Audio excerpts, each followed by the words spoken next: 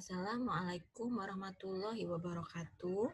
Pada pelajaran IPA hari ini, kita masih akan belajar untuk materi kemarin ya, melanjutkan. Kalau pada pertemuan kemarin kita belajar zat aditif, sekarang kita akan belajar zat adiktif.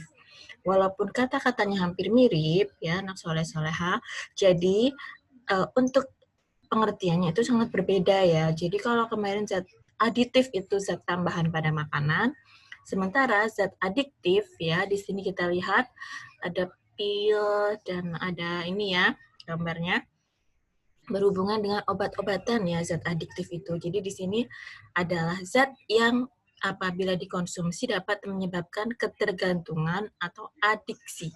Artinya ingin menggunakan secara terus-menerus. Dalam kata lain adalah ketagihan itu ya. Adiksi itu kita artikan sebagai ketergantungan atau membuat ketagihan. Nah, kita lanjutkan. Jadi beberapa jenis zat adiktif nanti terbagi menjadi 3 golongan, ya 3 jenis. Nanti yang pertama narkotika, yang kedua jenis psikotropika, dan yang ketiga adalah jenis zat psikoaktif yang lain. Nah, kita akan belajar dulu tentang narkotika. Nah, narkotika itu apa sih? Jadi mungkin kamu mendengar narkoba.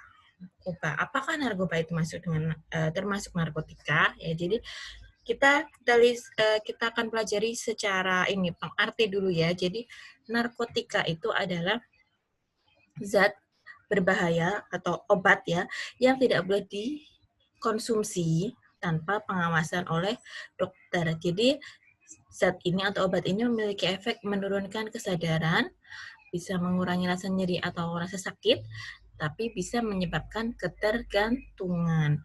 Di sini narkotika itu ada 3 golongan.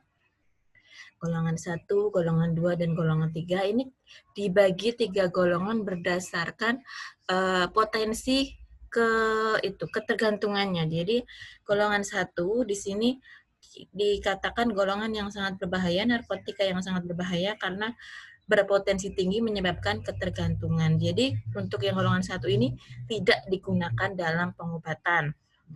Contohnya adalah ada ganja, kokain, sama heroin. Di sini heroin itu berasal dari tanaman opium, ya opium itu. Golongan 2 potensinya tinggi, berpotensi menyebabkan ketergantungan tapi tinggi, ya. Nah, dalam pengobatan masih digunakan, cuma menjadi pilihan yang terakhir. Jadi kalau tidak ada pilihan lain, digunakan jenis golongan narkotika yang golongan kedua ini. Contohnya mungkin di sini ada morfin juga berasal dari opium, kemudian petidin dan metadon obat-obatannya. Sementara golongan yang ketiga ini adalah golongan yang potensinya ringan atau rendah menyebabkan ketergantungan dan ini digunakan dalam pengobatan tertentu. Di sini contohnya adalah kodein. Jadi di sini apakah semua zat narkotika itu berbahaya? Tidak ya. Jadi ada golongan tertentu yang memang masih sering digunakan dalam dunia kedokteran, yaitu golongan yang ketiga. Nah, ini adalah gambar beberapa contoh narkotika. Ada ganja yang tadi termasuk golongan 1. Ini ada tanaman opium. Tanaman opium ini tanaman yang sangat berbahaya karena tadi ya, dia adalah tanaman asal sumber dari dibentuknya obat heroin dan morfin. Kita tahu heroin tadi adalah yang golongan ke-1 ya, narkotika golongan 1, kemudian morfin termasuk narkotika yang golongan ke-2.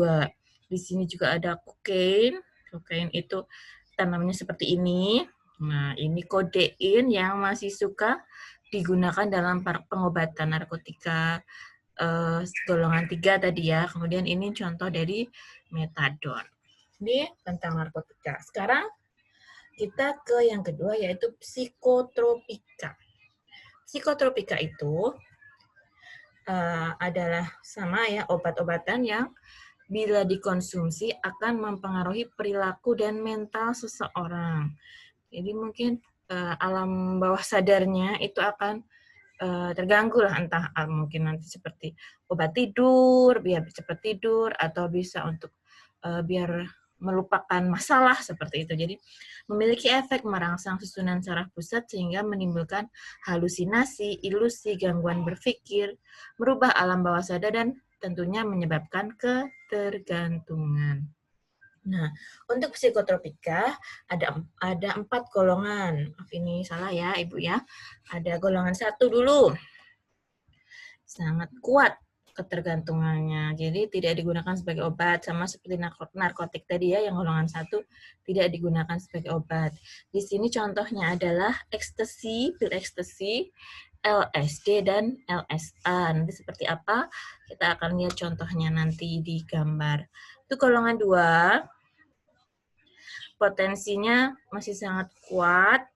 Nah, berpotensi kuat menyebabkan ketergantungan, tetapi digunakan sebagai obat juga, namun sangat terbatas ya. Jadi sama seperti narkotik tadi, dia menjadi pilihan terakhir gitu untuk digunakan sebagai obat. Di sini ada contohnya amfetamin dan metamfetamin.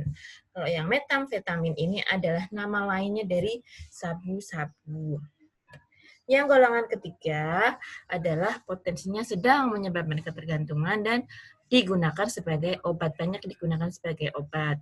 Contohnya pentobarbital, dan flunitrazepam. Dan yang terakhir golongan 4 ini ya, berpotensi ringan menyebabkan ketergantungan dan banyak atau umum digunakan sebagai obat. Di sini contohnya fenobarbital, diazepam, nitrazepam. Ya, nitrazepam itu digunakan untuk obat tidur ya. Kadang kan kalau kita minum obat itu ada efek menyebabkan kantuk. Nah, inilah dari psikotropika ini, tapi yang mungkin golongan yang yang tinggi, yang maksudnya tinggi yang golongan 3 atau golongan 4. Nah, ini adalah gambar dari contoh psikotropika. Jadi ada pil ekstasi, jadi memang bentuknya seperti obat, cuma kalau kita lihat ininya agak lucu-lucu ya. Jadi bentuknya pil itu bermacam-macam, tidak umum sebagai obat. Hati-hati kamu kalau menemukan pil seperti ini. Nah, itu mungkin pil ekstasi. Kemudian ini ada LSD.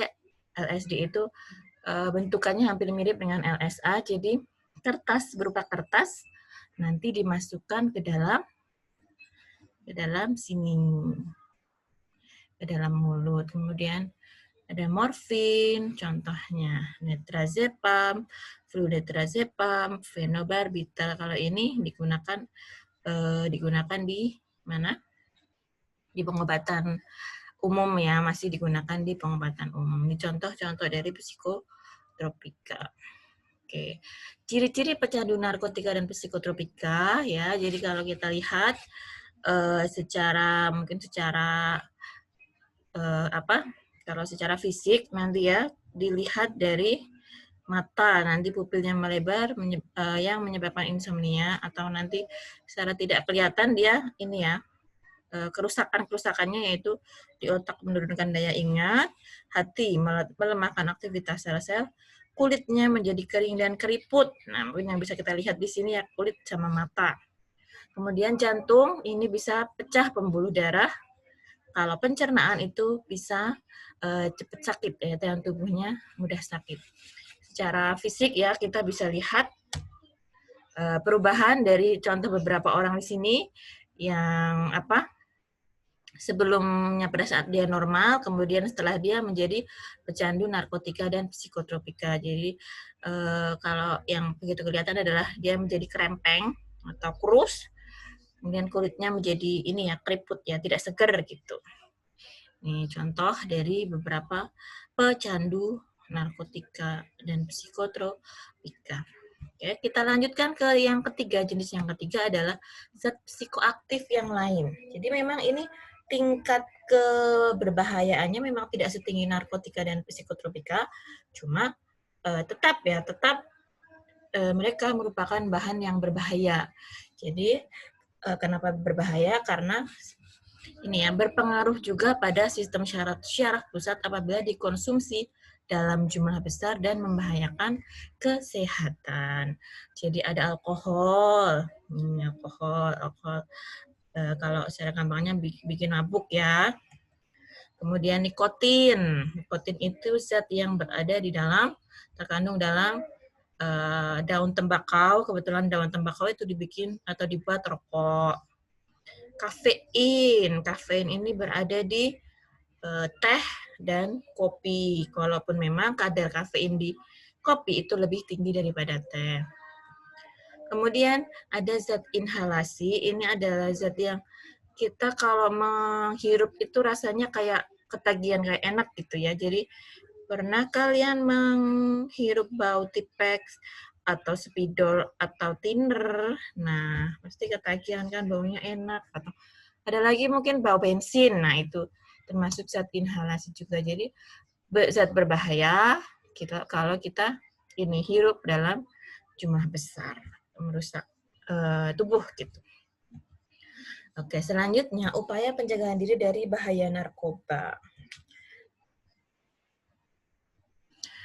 Dampak negatif penyalahgunaan zat aditif, nanti kita bagi dulu ya. Jadi zat aditif itu ada 3 sifat. Zat adiktif maksudnya. Ada 3 sifat.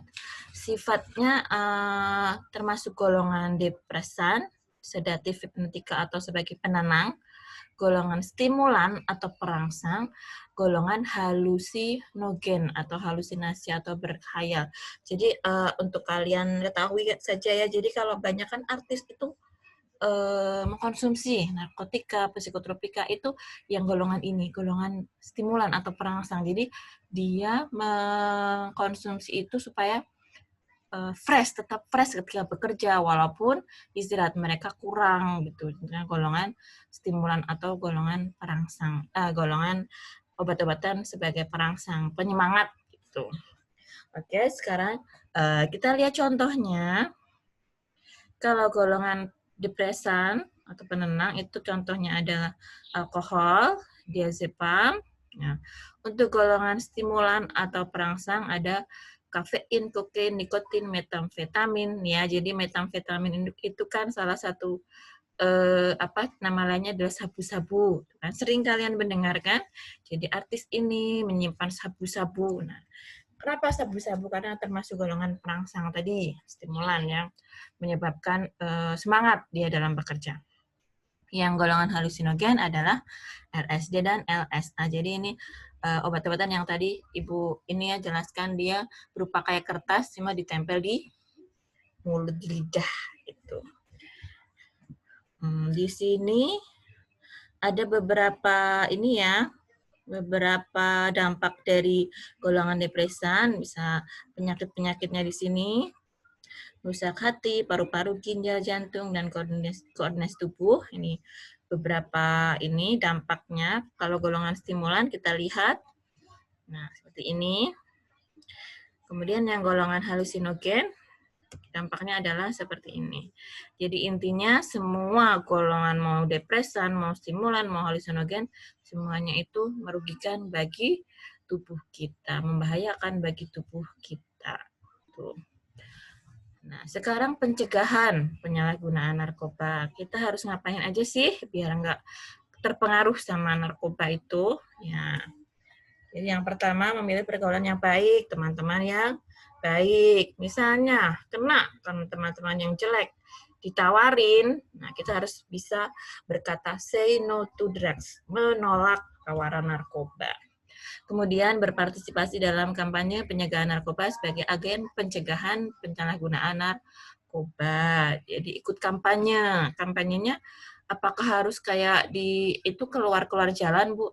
Tidak harus seperti itu ya. Jadi cukup misalnya kalian membuat poster tempelkan mungkin di sekolahan di bagian mana seperti itu. Jadi buat poster yang menarik mungkin ditempel, itu kalian sudah termasuk dalam agen pencegahan penyalahgunaan narkoba. Memperkuat iman dan takwa kepada Tuhan. Nah, ini yang paling penting juga ya. Jika iman kita bagus, percaya pada Tuhan bagus, insya Allah akan jauh dari hal-hal yang negatif seperti narkoba ini. Yang keempat membangun komunikasi yang baik dengan teman dan keluarga. Nah, teman itu jadi kita harus banyak teman, jadi orang yang supel, yang baik, yang ramah, sama keluarga juga, supaya kita merasa tidak sendirian. Nah, kalau sendirian itu nantilah yang akan menjadi kita goyah mencari pelampiasan yang lain, dan salah satunya mungkin bisa pelampiasan ke narkotika ini. Kemudian tidak terlibat dalam jaringan peredaran narkoba dan psikotropika, baik langsung maupun tidak langsung seperti pemakai atau pengedar. Ini jangan ya, nauzubillah min dzalik. Menolak ajakan teman atau orang yang baru dikenal apabila menawarkan narkotika dan psikotropika meskipun diberikan secara gratis. Ya, tadi ini hampir seperti nomor 1 ya, dari berani menolak, say no to drugs. Mau dikasih gratis, jangan mau. Gitu. Atau mau nyobain, ayo nyobain satu ini aja gitu, jangan sampai mau. Pemberitahuan kepada pihak yang berwajib setempat apabila mengetahui adanya sindikat narkotika dan psikotropika. Jadi jangan takut untuk melapor kalau kamu tahu ada sesuatu yang aneh pada teman kamu mungkin. Kemudian bisa dilaporkan ke pihak yang berwajib. Oke, alhamdulillah untuk materi kita zat adiktif sudah selesai, dan dengan berakhirnya zat adiktif ini berarti bab ke-7 kita juga selesai. Jadi insya Allah setelah pertemuan ini kita akan melaksanakan evaluasi. Insya Allah nanti untuk materinya akan Ibu share juga di grup yang materi zat adiktif dan zat adiktif ini. Terima kasih atas perhatiannya. Assalamualaikum warahmatullahi wabarakatuh.